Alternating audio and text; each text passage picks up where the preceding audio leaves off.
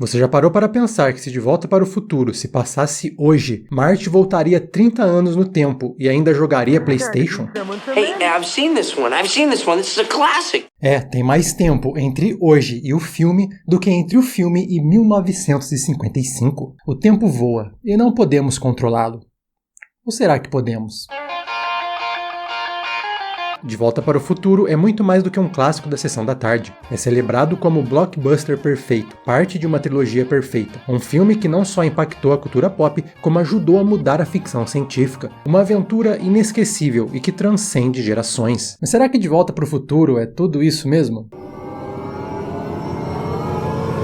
Sim, o filme dirigido por Robert Zemeckis, à primeira vista, é uma história que encanta justamente pela sua simplicidade. Um filme que, acima de tudo, é apenas muito divertido. Mas se pararmos para prestar atenção, De Volta para o Futuro é possivelmente um dos mais bem construídos filmes de todos os tempos. Não apenas um roteiro que se desenvolve de forma perfeita, onde nenhuma informação, cena ou personagem são desperdiçados. A direção de Zemeckis não só funciona para uma comédia pura e cheia de energia, como também para o drama, ação e aventura. Pouquíssimos filmes foram capazes de unir tanta coisa em um único roteiro. Quando Zemeckis consegue dirigir um tiroteio, um baile de formatura e uma viagem no tempo com o mesmo nível de intensidade, é fácil ver porque ele foi descrito como um dos maiores storytellers visuais da história. Mas é um filme que, por muito pouco, não foi um desastre gigantesco, tendo que, quase que literalmente, voltar no tempo para corrigir o seu mais perigoso erro. Mas por mais que tudo isso seja impressionante, De Volta para o Futuro vai além. Em um mundo onde há dezenas de obras inspiradas diretamente por ele, é difícil lembrarmos o quanto o filme original foi revolucionário, arriscado e mudou para sempre como histórias de viagem no tempo seriam contadas. Mas, sim, mais um mas, todas essas características o fizeram ser um filme estrondoso, um baita sucesso de bilheteria.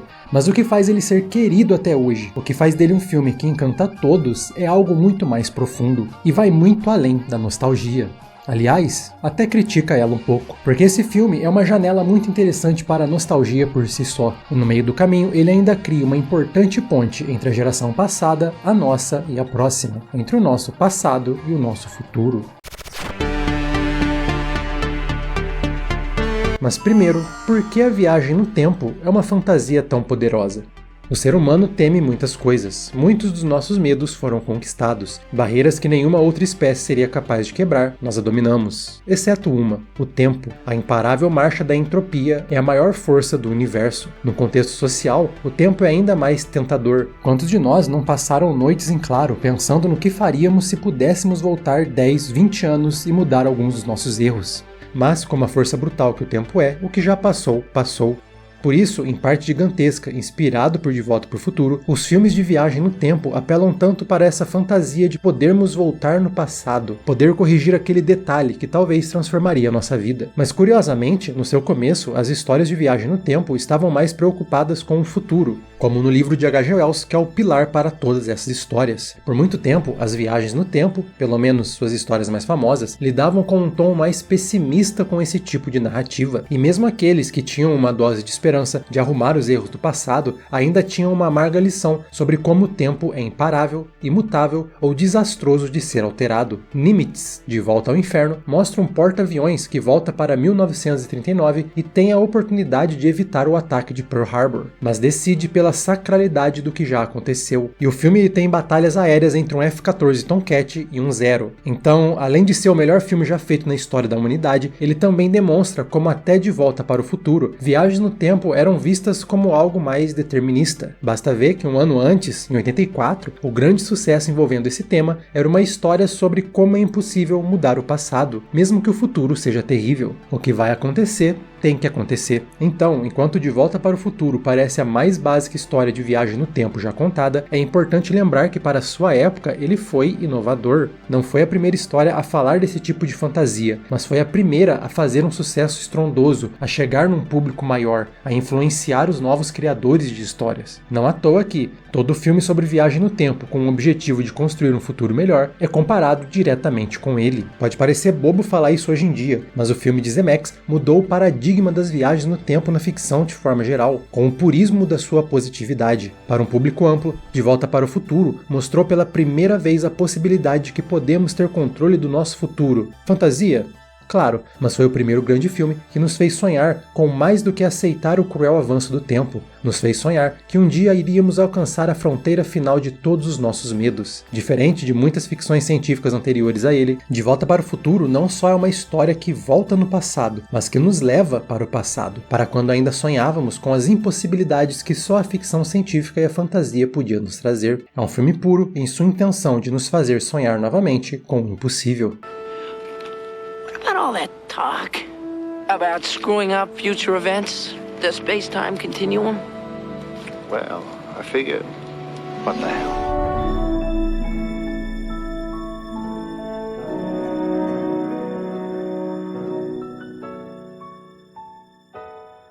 Mas falando de sonho, o que mais me encantou mesmo no universo de Volta para o Futuro são aquelas roupas do futuro. O tênis que amarra sozinho, a jaqueta que se ajeita a você. Quer saber? É a minha vez de ir para o futuro e vestir essas roupas do futuro.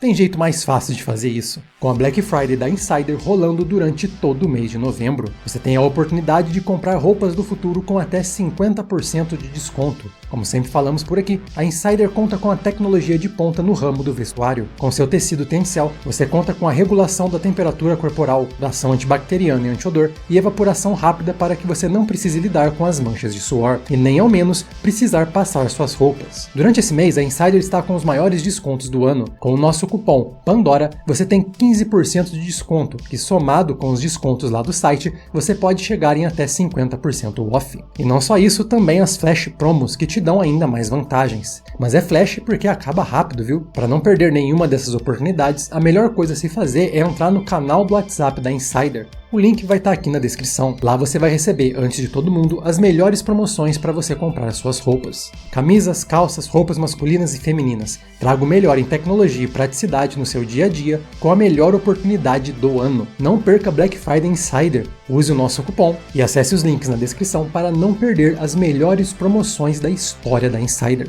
Como eu disse, De Volta para o Futuro foi muito importante para popularizar um novo paradigma das viagens no tempo, mas não foi a única coisa importante que ele popularizou. Ele também ajudou numa mudança muito importante na ficção científica como um todo, principalmente perante a visão que o público e as produtoras tinham com esse gênero. Porque ao analisar o histórico da ficção científica até 1985, não eram filmes que as produtoras investiam muito dinheiro esperando ser um grande sucesso. Não se tinha essa mentalidade de um blockbuster de ficção científica. Claro, você tem filmes que arrasaram quarteirões. Star Wars é um grande exemplo. O próprio Exterminador do Futuro foi um grande sucesso. Mas todos esses eram filmes B que deram muito certo. E por si só, a ficção científica era vista como um gênero B, com títulos que, quem acompanhava, geralmente era visto como um bando de George McFly. Ou então com filmes de alto conceito, de alto cinema, mas que também eram completamente nichados, mesmo que prestigiados. Ou então, quando se tentava fazer algo grande com a ficção científica, eram grandes fracassos. Dá para se dizer que arriscarem uma ficção científica jovial para ser o blockbuster do ano não era exatamente algo que muitos teriam coragem de fazer. Não é à toa que Bob Gale, o roteirista, e Zemeckis, o diretor, levaram 4 anos para conseguir convencer alguém a produzir o filme. Outro elemento de Volta para o Futuro que hoje é fácil de não notar é que ele era um filme não tão family friendly quanto hoje ele é. Para 85, a representação de jovens assanhados como Lorraine e até mesmo uma certa rebeldia não era algo que se esperava de um filme de família. Marty, you're beginning to sound just like my mother. Como colocado por Bob Gale em entrevista à Variety, a maioria dos estúdios achava que a história era leve demais. Então falavam, muito bacana, bem fofo, mas ofereçam para Disney. Mas quando eles ofereceram para a Disney, a Casa do Rato recusou por achar que a trama de uma mãe se apaixonando pelo filho era picante demais para qualquer filme infanto-juvenil da época.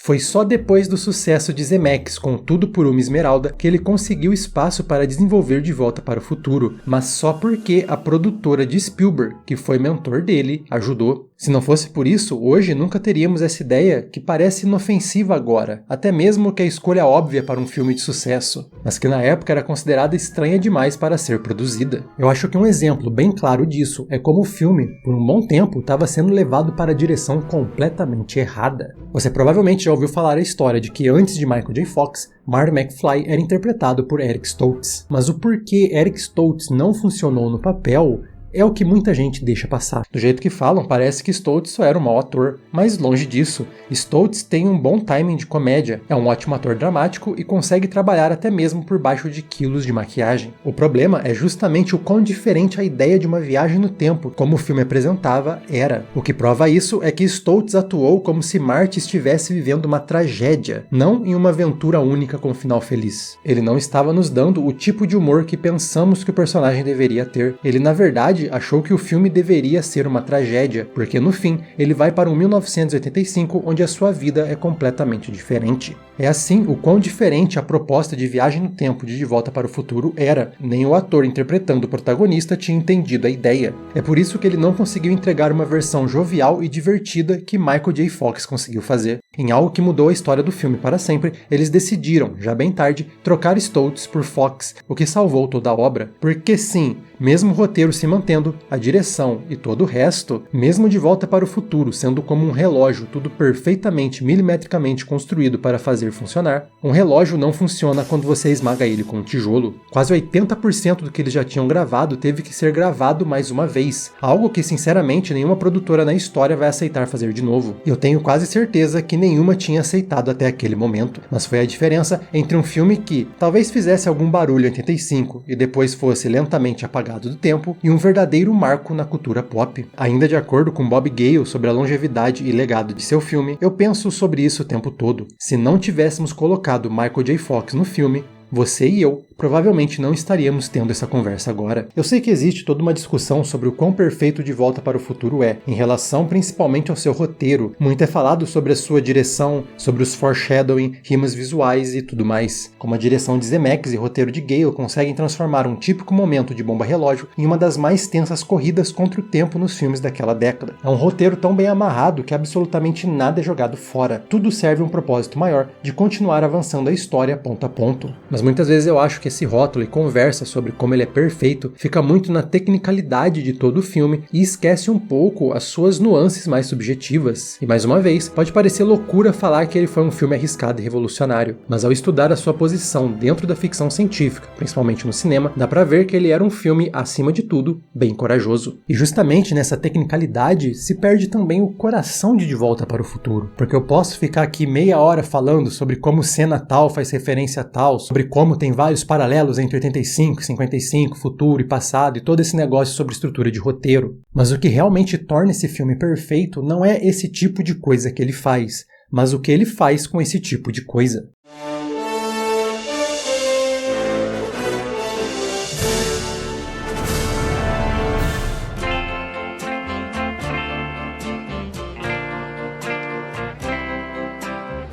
De Volta para o Futuro definitivamente não está muito interessado em explorar e aprofundar os seus temas e filosofias à lá 2001, mas essas coisas estão lá. A beleza do filme é justamente como podemos até não perceber esses detalhes, mas acabamos sentindo, algo que com certeza ajudou ele a ser um filme que até hoje é capaz de encantar diferentes gerações. De Volta para o Futuro, em uma análise mais atenciosa da sua narrativa, de suas cenas e dos detalhes que ele propositalmente coloca na história, é um filme sobre nos reconciliarmos com a geração passada e também entender as futuras. No começo da história vemos como George e Lorraine são, para a falta melhor de palavra, fracassados. George preso em um emprego qualquer, ainda atormentado pelo seu bully do colégio, alguém que nunca alcançou nada grande. No McFly ever amounted to anything in the history of Hill Valley. Lorraine é uma mulher ressentida, amargurada, presa a um casamento que quase parece vazio, com um marido que parece não ter nada em comum com ela. It was then that I realized I was going to spend the rest of my life with him.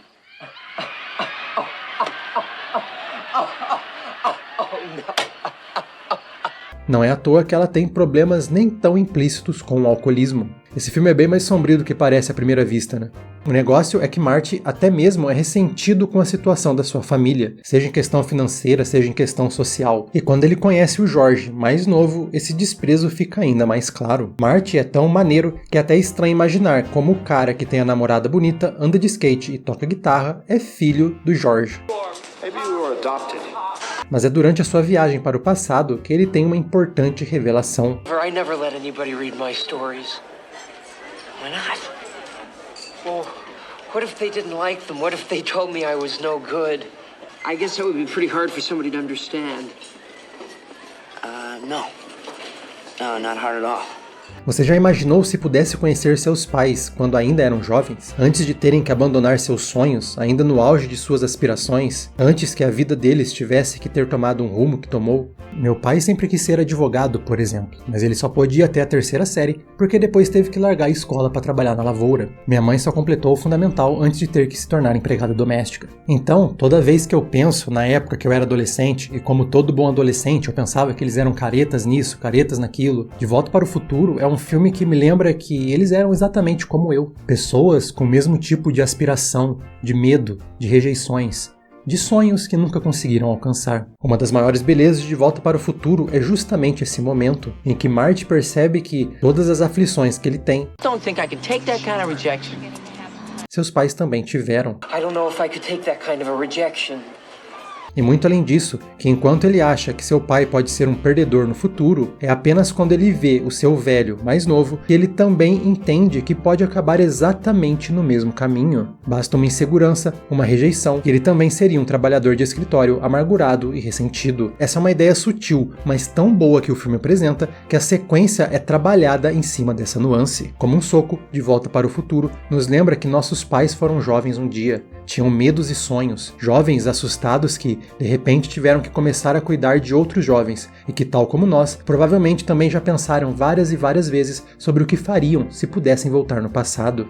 E quanto mais o tempo passa, afinal, se você nasceu no mesmo ano que De Volta para o Futuro, hoje você poderia ter um filho com idade para tirar carteira de motorista, ele também ajuda a nossa geração a entender as próximas. Os nossos filhos e os jovens como um todo. Lembra de quando você era mais novo? Sobre suas próprias dúvidas, seus medos e inseguranças? São os que eles estão passando agora. As próximas gerações são tão assustadas e aflitas como nós um dia fomos. E muitos de nós encontraram tutores que nos deram conhecimento, ferramentas e a possibilidade de tomar controle de nossas vidas, tornar o futuro melhor. Mas será que os jovens de agora também estão encontrando essa tutelagem na nossa geração? De Volta para o Futuro não é perfeito exclusivamente por causa das suas muitas qualidades técnicas. Ele é perfeito porque ele é um filme, acima de tudo, sobre a capacidade de reconciliação entre gerações, de lembrar que não importa o que você acha da geração que veio depois da sua ou da geração que veio antes.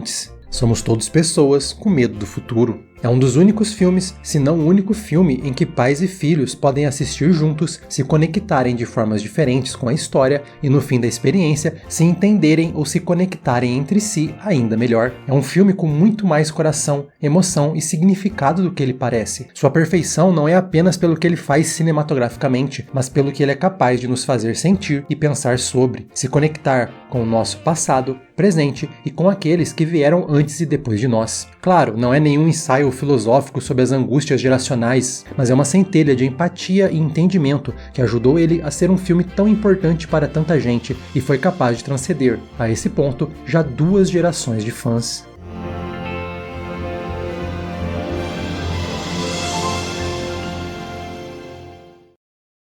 Mas ainda mais uma camada muito interessante sobre De Volta para o Futuro, que ajuda também a dar uma aliviada nesse clima mais tenso nessa discussão sobre pais e filhos. Porque apesar de toda a fantasia, da viagem no tempo, das coincidências, das referências e de todos os engraçados paradoxos de Bootstrap, De Volta para o Futuro é sobre algo um pouco mais simples. É sobre você tomar o controle do seu futuro. Revendo o filme, um detalhe que me chamou a atenção é que enquanto Marty, voltando no passado, é o catalisador de uma mudança gigantesca na vida de todos que ele tem contato, ele não é realmente necessário para as muitas mudanças que aconteceram. Na verdade, Marty quase arruina mais do que ajuda. E esse é um ponto muito importante. George não precisava da ajuda de Marty para conseguir enfrentar o Biff, e então gerar o efeito dominó que melhoraria sua vida. Ele já tinha nele essa raiva e força, a vontade de fazer isso. Isso fica óbvio com como ele se comporta perto de Biff. Vemos que a vontade dele de lutar contra o seu algoz é algo que está sempre com ele, mas ele nunca consegue fechar o punho e fazer o que é certo. Afraid I'm just not very good at confrontations.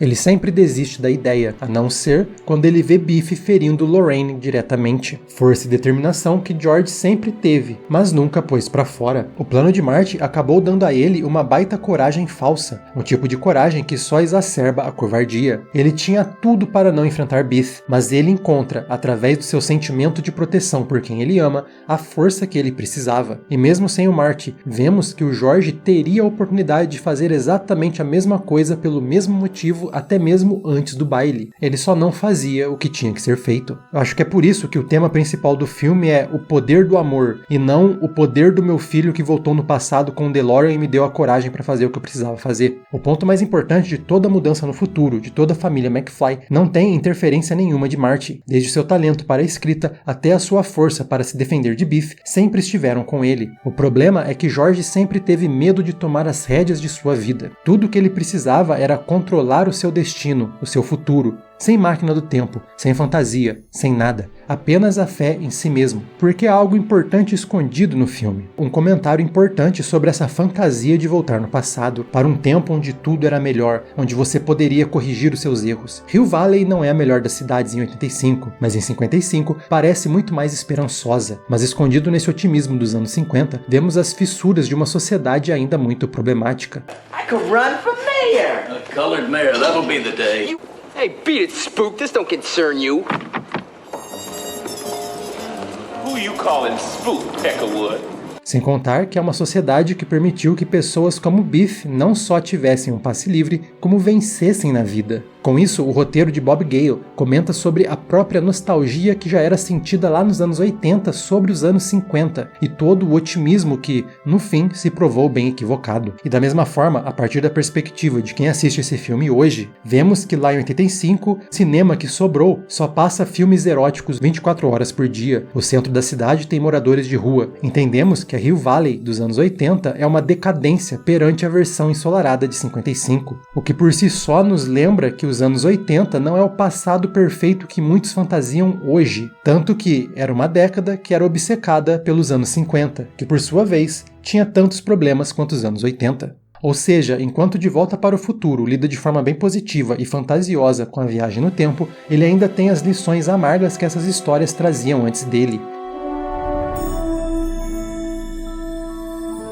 A vida acontece no presente, não no passado. O passado é nada mais do que uma idealização, onde pessoas também esqueciam de tomar as rédeas de suas vidas no presente, o que arruinou o futuro para todos nós. Pode parecer pensar demais sobre os detalhes do filme, mas é nos detalhes que moram a perfeição. De Volta para o Futuro, no fim, nos lembra de algo muito importante. Todos nós estamos viajando no tempo, mas apenas em uma única direção, para o futuro, e podemos não ter o poder de corrigir o passado, e definitivamente não temos como prever o futuro, mas isso não é motivo para desistirmos do presente. Esse é o tema de toda a trilogia. Your future is whatever you make it, so make it a good one. Por isso que eu amo tanto De Volta para o Futuro, e acho que é por isso que muitos também o amam, porque ele nos lembra que, no fundo, não precisamos de um DeLorean para construir um futuro melhor. Se você realmente se dedicar, pode conquistar qualquer coisa. Então por que não conquistar o seu futuro? Porque ele não está no passado, ele está no agora.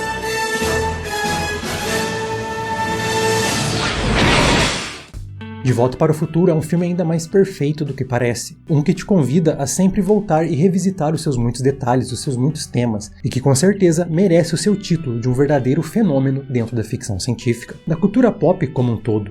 Um filme lindo, que definitivamente nunca vai ser esquecido. Como sempre, eu quero agradecer a sua presença comigo aqui nesse vídeo. Eu espero que você tenha gostado. Continue nos acompanhando, porque estaremos sempre por aqui, trazendo entretenimento de todas as galáxias. Um agradecimento ainda mais especial aos nossos apoiadores, que ajudam a nossa nave a continuar navegando pelos muitos universos da ficção científica, como os nossos primeiros imediatos: Guilherme Ian, Alexandre Hausen, André Oliveira, Igor Taina, o pessoal da Ponte de Comando, Pedro PH, Daniel Souto e Rafael Carvalho, e os oficiais de ciências Alexandre de Leão, Diego Dias, Pedro Borges, Lucas Ferreira e Santiago Friedrich.